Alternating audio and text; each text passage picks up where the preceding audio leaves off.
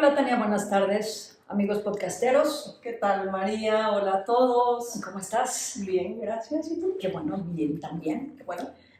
Pues hoy vamos a hablar de un tema, como todos los temas que abordamos en nuestro podcast, un tema súper interesante. Así es. Ujú. Aunque, bueno, el tema del que vamos a hablar es sobre la película Bardo, que la acabamos de ver las dos y estábamos comentándolo porque hemos de confesar que este episodio tenía otro destino.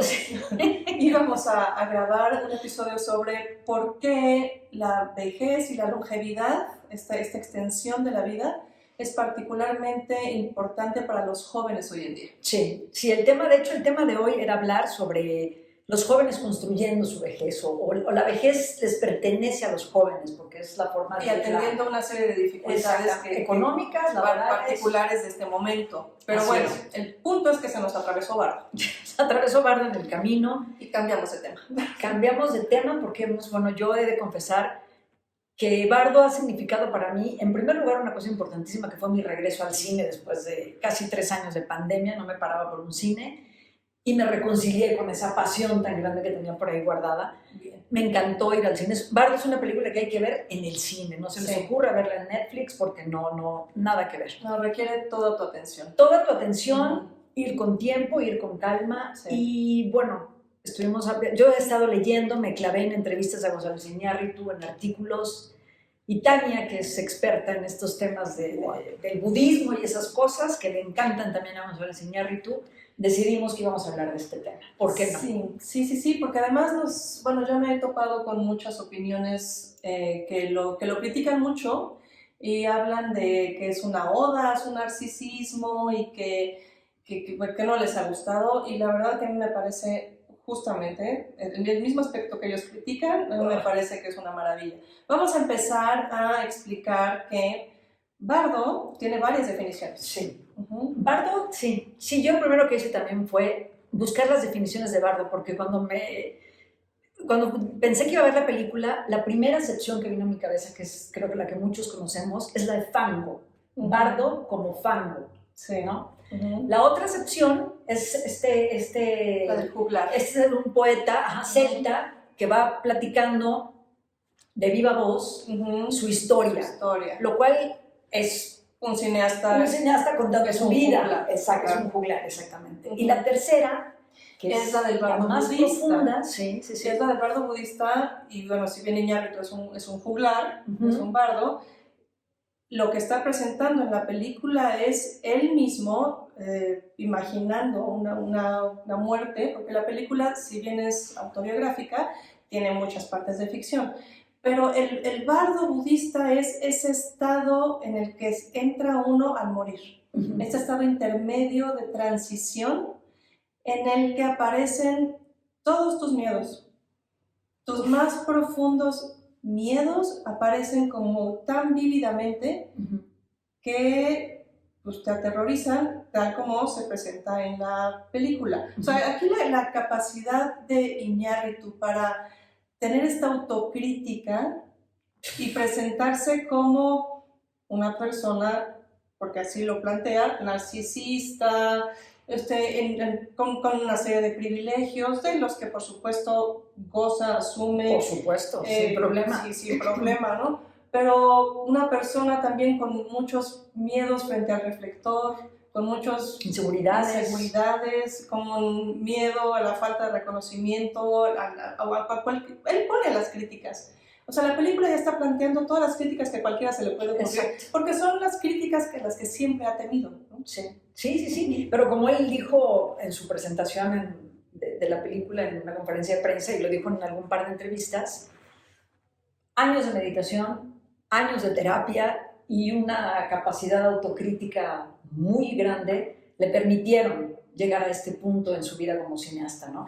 Estamos abordando la película de Bardo no desde el punto de vista cinematográfico. Yo no me considero experta en cine, ni mucho menos. No, aunque tiene una fotografía Eso es impresionante. La narrativa visual de Bardo es un regalo a los ojos, es un regalo al tiempo que te sientas en la sala a ver. Que son más de 2 horas y media. Sí. Es una película espectacular, espectacular. Yo reitero mi admiración por este cineasta mexicano. Sí, me encanta también. Pero lo que más a mí me atrajo es este fondo que hay, ¿no? Hay una parte que empieza toda esta crisis de González Iñárritu, que es la muerte de su hijo. Su hijo recién nacido, no sé si tenía un día, 2 días, no sé. Yo pasé por una experiencia similar y sí creo que la muerte de un hijo, el mío vivió mucho más tiempo, pero sí creo que la muerte de un hijo te marca en la vida de alguna manera. Reconfigura todo. Yo cuando perdí a mi hijo también reconsideré absolutamente mis prioridades, mi vida, todo. Yo me puse a escribir libros sobre la crianza, me consagré a la crianza de Daniel y de Lucía, tuve la posibilidad de hacerlo y me marcó. Me siento que me volví una gente mucho más generosa, mucho más compasiva, mucho más empática. Y sí te marca muchísimo la muerte de un hijo. Y es un recurso al que todo el tiempo está yendo González Iñárritu. Yo desconocía que tenía un hijo que se había muerto, pero dicen que en Amores Perros, lo plantea. Yo vi Amores Perros y no recuerdo la verdad de esa escena. Al final hay una frasecita donde se lo dedica a su hijo. Okay. Y a mí Amores Perros me encantó. Y dije, ¿esto de dónde viene? Y justamente me enteré que es la muerte de su hijo. Me documenté pues, escasamente, ¿verdad? Pero me enteré de la muerte de su hija y que con razón. O sea, con razón porque algo de ese tamaño te simbra de tal manera como para empezar a tener reflexiones como todas las que he estado planteando en sus películas. Y sí, efectivamente, claro. Alguien que no está terapeado, que no ha reflexionado sobre sí mismo, que no ha sido introspectivo y que no ha meditado, porque se nota que tiene un trabajo fuerte, espiritual, ¿no? Entonces, sí, el resultado es una película cuyo nombre te indica que se va a meter en su propio infierno. Es que ese es el punto. Bardo es meterte en tu propio infierno. Platícanos un poco de esta parte del Bardo en el budismo, Tania. Esta etapa de transición entre la vida y la muerte, que es lo que el budismo plantea la reencarnación. Ajá. O sea, el bardo es ese estado intermedio entre la muerte de una vida, digamos, y su siguiente reencarnación.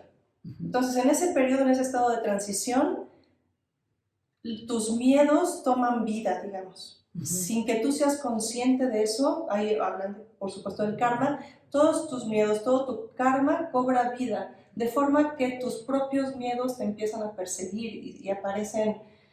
Pues hay mucha iconografía budista sobre monstruos, pero uno los ve y dice, pues, son los monstruos y ya, ¿no? No, son tus monstruos. Por lo tanto, es muy difícil desprenderte de eso a menos que en algún momento logres darte cuenta, mediante tu propia observación, que es algo que tú estás produciendo, es algo que tu mente te está produciendo.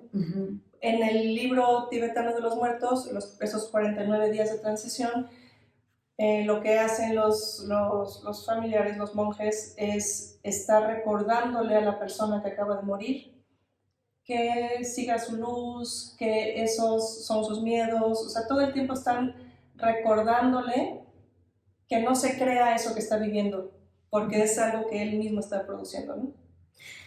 Aquí me gustaría hacer una referencia a otro autor que tú conoces muy bien también, Tania, que es Eckhart Tolle, que habla mucho de esta parte del poder de la mente, ¿no? ¿Cómo asociarías esta cosa del budismo de no te creas tus propios miedos, no te creas tus visiones, perdón, más que tus miedos?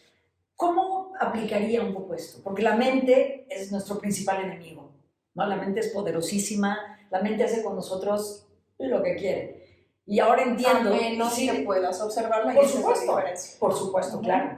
Y eso también es un proceso de reflexión y de... Y eso es Eckhart Tolle también. O sea, lo que Eckhart Tolle es, si te mantienes en presencia, estar presente en ti, en tu experiencia aquí y ahora, es estar consciente. Y eso quiere decir que hay una distancia entre lo que estás viviendo y tú como observador. O sea, mi conciencia consciente, estoy observando las sensaciones que son resultado muy probablemente de miedos, porque son derivadas de lo que estoy pensando. Ahora, lo que estoy pensando, el 98%, o sea, puedo tener sensaciones a nivel inconsciente.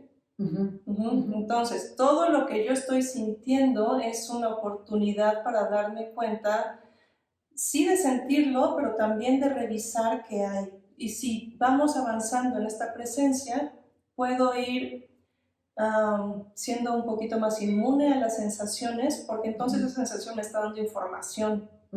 Pero ahí podría ser, por ejemplo, en la película podrías pensar, regresando a la película, que cinismo, ¿no? Porque este cuate se observa, o sea, el periodista, el documentalista, no me acuerdo su nombre, Silverio, podría parecer un cínico, ¿no? Cuando está hablando con el otro periodista que lo invita a la televisión, no ir, dice, está observándose a sí mismo, pero es un cabrón cínico, o sea, no va, deja plantado, deja de escuchar, parecería que no acepta.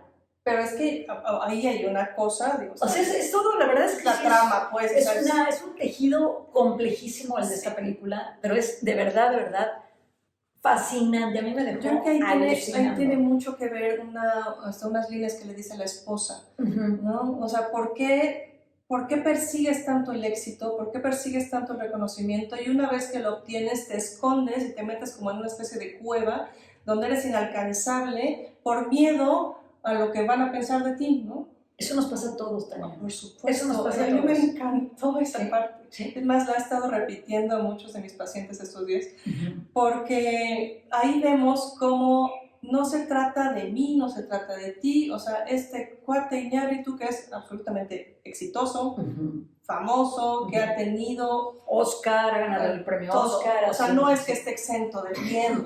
No creo que o sea, esta película se trata sobre sus miedos, y mucho, en particular ese, ¿no? El miedo a la crítica. El miedo al reconocimiento y luego a la crítica. Sí. Entonces, el chiste es que él, aun cuando lo siente, se sobrepone a eso. Y eso es parte de la observación. O sea, yo puedo darme cuenta de que tengo mucho miedo de hacer algo, pero el miedo es parte de este ego que todos tenemos y que me está lanzando estos dardos, ¿no?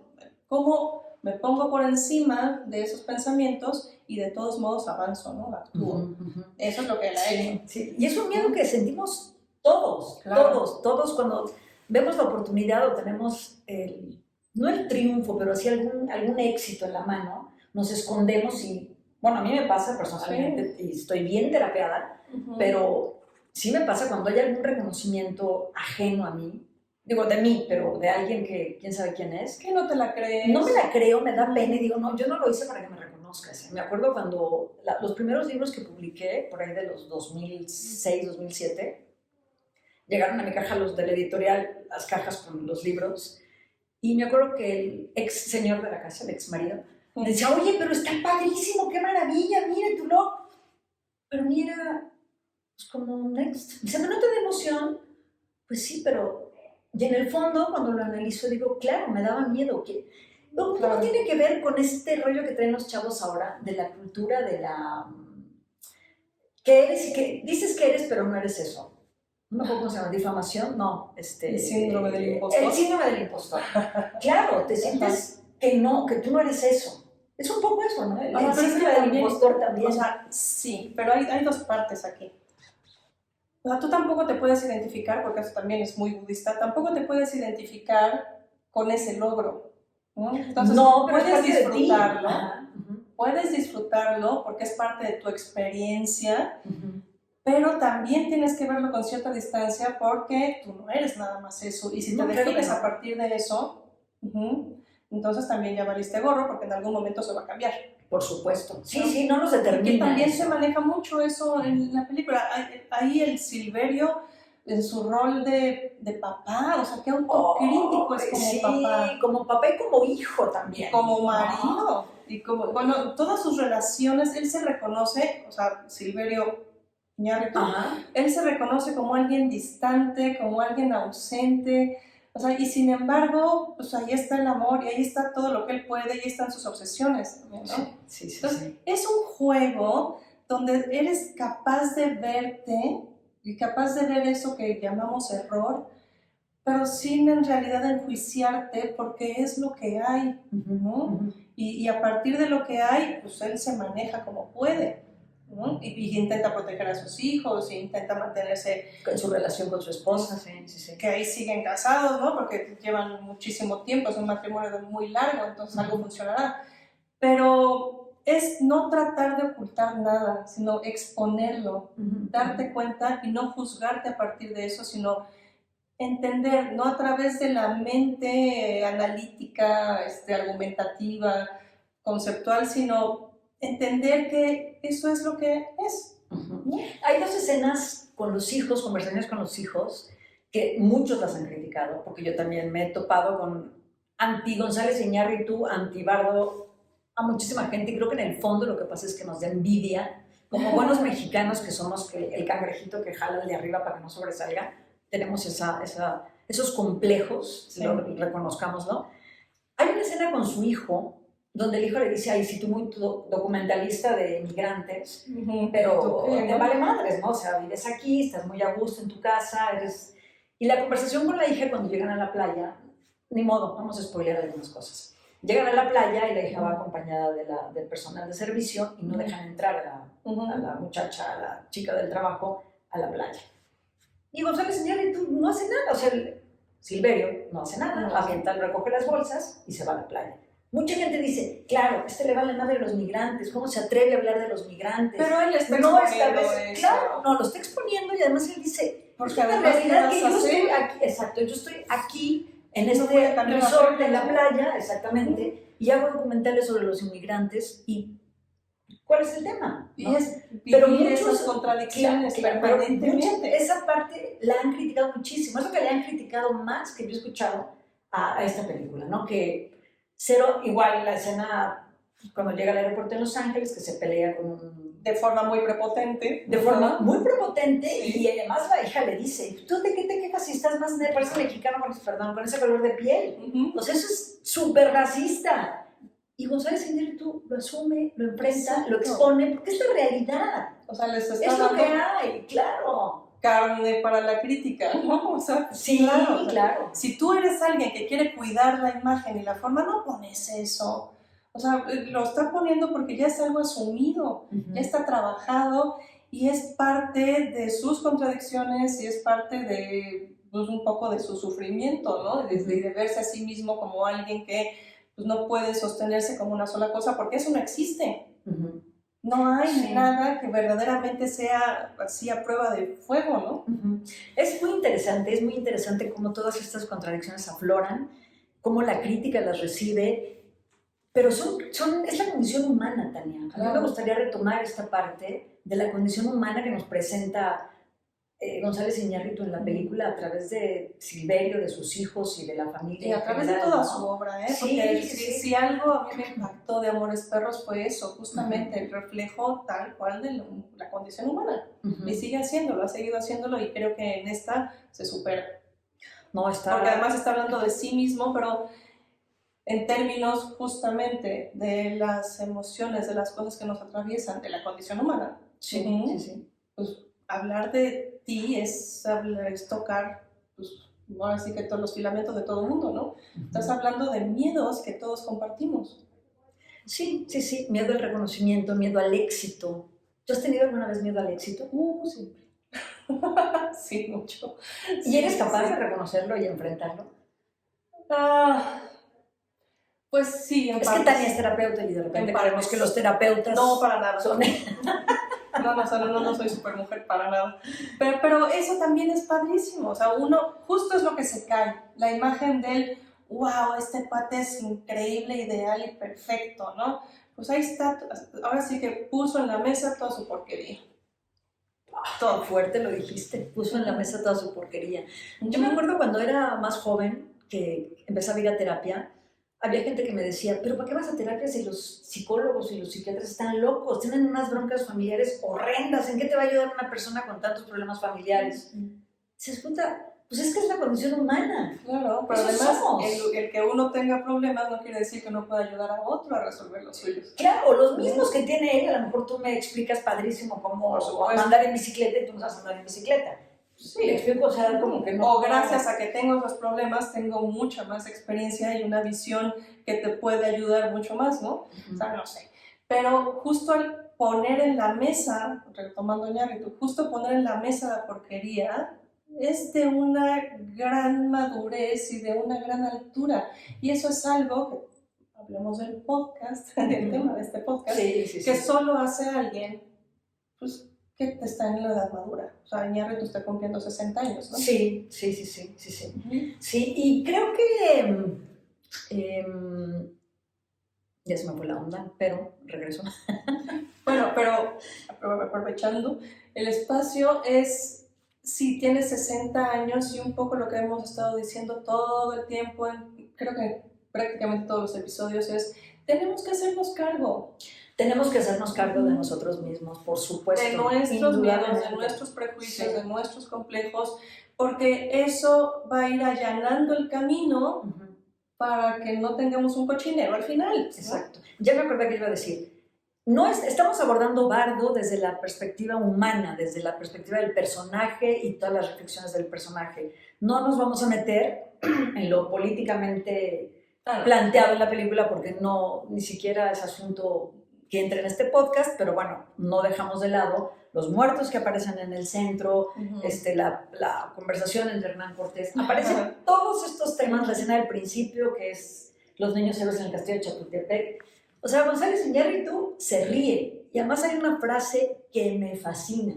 Los mexicanos, solamente los mexicanos somos capaces de reírnos y hacer un chiste de nuestras tragedias. Un mito. Un mito de nuestras tragedias. Y un chiste. Sí, bueno. No, o sea, sí, además lo aborda con mucho humor. Lo aborda con muchísimo humor, esas pelucas horrendas. O sea, verdaderamente es bueno, ahora sí regresemos al tema del podcast. Ahí también esto de la familia, ¿no? Habla mucho de sus vínculos. La plática que tiene en el baño con el papá, donde, o sea, no es spoiler, es que de verdad es una película para pensarla. Y yo creo que si van con alguna más información está bien, porque van a poner mucha más atención. Yo necesito volver a ver. Yo la verdad es que fui muy a fuerza, dije, ay, sí la voy a ir a ver, no, qué flojera, no, sí. Y ya quiero volver a ver. Sí, yo o sea, si todas estas reflexiones y lecturas y videos y todo eso que hice y vi, fue después de ver la película. Realmente me movió y ya con información cosas. Yo creo que la ves diferente. Sí, yo creo que la ves desde otra perspectiva, sí. Pero bueno, la imagen visual. O sea, aparece el papá en una escena donde él están en un baño. Aparece el papá y él le dice, papá, wow, se acerca. Y la siguiente escena es él chiquito, pero no un cara de adulto. Sí, exacto. Es él como es un enanito. Como, sí, es impresionante. Esta cosa de volver a ser niño frente a esta gran figura que es tu padre, ¿no? Sí. Y se dicen unas cosas muy fuertes, maravillosas, que ojalá me acordara ahorita un poco más de eso, pero vale toda la pena. La relación también con la mamá, ¿no? Que la mamá tiene demencia. Mamá, sí, tiene demencia, está muy viejita ya. Y la relación hasta con los hermanos, ¿no? La hermana que le reclama todo el tiempo, que nunca la metió como artista de sus películas. Figura, tiene unos guiños de la historia de los 80s, 70s, 80s de esta ciudad, maravillosas, a que baile en el California Dancing Club, a mí me recuerda muchísimo mis épocas universitarias. La verdad es una película maravillosa. Y sí tiene mucho que ver con este podcast, tiene mucho que ver con el tema que íbamos a tratar hoy, que era la vejez es para los jóvenes. Claro, si no queremos llegar con toda esta porquería a los 50, 60 años, pues empecemos a trabajar ya, ¿no? O sea, vaya, el bardo es un estado de transición, sí, que podemos, que no vamos a evitar, vaya. O sea, si tenemos este tipo de alineación en la vida, pues no vamos a evitar un bardo en algún momento tras la muerte, eso no lo sabemos, pero lo que podemos sí ir haciendo es ir a enfrentarnos a esos miedos desde ahora, ir disminuyendo ese posible bardo tras la muerte, ¿no? Los budistas pues, lo plantean, de hecho, como el estado de transición que va a definir cuál es tu siguiente reencarnación o en qué nivel vas a reencarnar. ¿no? Ahora, reencarnemos en esta misma vida, ¿no? O sea, digo, ignoramos si aquello va a pasar o no, pero renazcamos, ¿ok? Nos reencarnemos en personas más claras, más compasivas, nosotros Tania, mismos, más compasivas, más empáticas, nosotros mismos incluso. Dejemos de definirnos como, que por ejemplo en el caso de Iñárritu, que dejemos de definirnos como el gran narcisista, como el descuidado, como el ausente. O sea, si él todavía estuviera identificado con esas etiquetas que le ha puesto la gente y que se ha puesto él mismo, obviamente, no podría, pero ni asomar la nariz, ¿no? Sí, la verdad es que sí. No se podría hacer eso. Sí. Hay muchísimo trabajo interno en la vida, la desconozco la vida, pero en su trabajo está clarísima. Esta película es una invitación, y este podcast a través de esta película es una invitación para que nos metamos un poquito en nuestro fango y dejemos de identificarnos con eso. La parte no es el todo. O sea, si yo me equivoqué, si yo fui ausente, si no soy lo suficientemente cercana, si tengo miedo al éxito, si lo que sea, cualquier cosa que estemos viviendo es transformable, siempre y cuando yo sea capaz de observarlo. Siempre y cuando esté presente en esa experiencia y no tengo que irme a ningún otro lado, solamente tengo que estar presente para en el momento en que, por ejemplo, me empiezo a hacer chiquita porque algo me empieza a imponer, en ese momento me doy cuenta y digo, ok, está pasando esto, no voy a actuar desde ahí, ¿no? Pero estoy presente. Esa es la gran diferencia. En el bardo lo que pasa es que es tan fuerte, la definición de bardo budista, es tan fuerte que te lo crees. Entonces, ¿cuál es la meta? Dejar de creérnoslo a través de nuestra propia conciencia observante. Hay que mantenernos como testigos permanentes de nuestras experiencias para que las propias experiencias, entonces, que son temporales, que son relativas, no nos arrastren. Pero yo creo que esas experiencias, Tania, aunque un evento en particular no nos determine, el conjunto de esas experiencias finalmente son lo que nos determinan.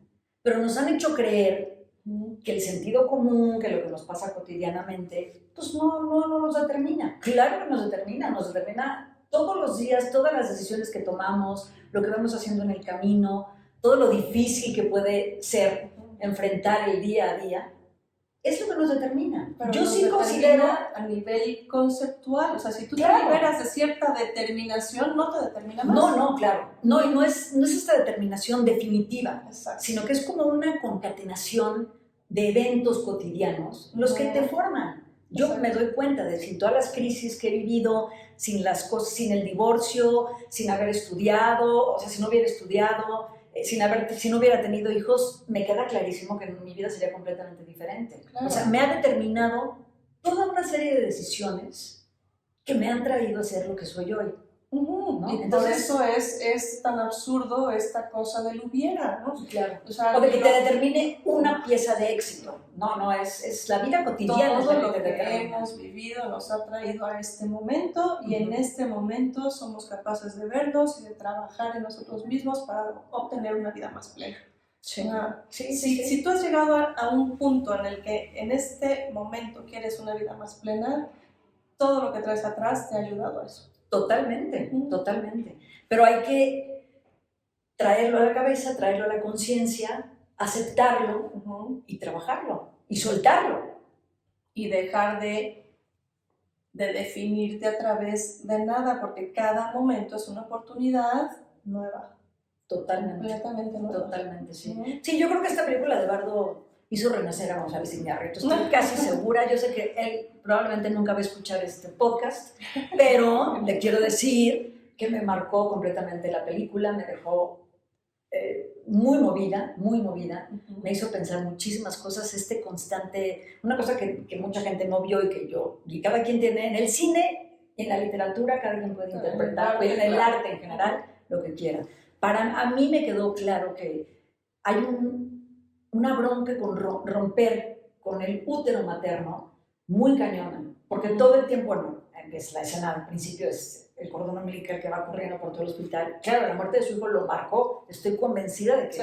esa es la inspiración de González Iñárritu. Pero las escenas, incluso en el tren, cuando se empieza a llenar de agua, a mí tengo la sensación de que es un regreso al útero. A lo mejor estoy alucinando, y se vale, porque en el arte Claro. cada quien interpreta como quiere las cosas.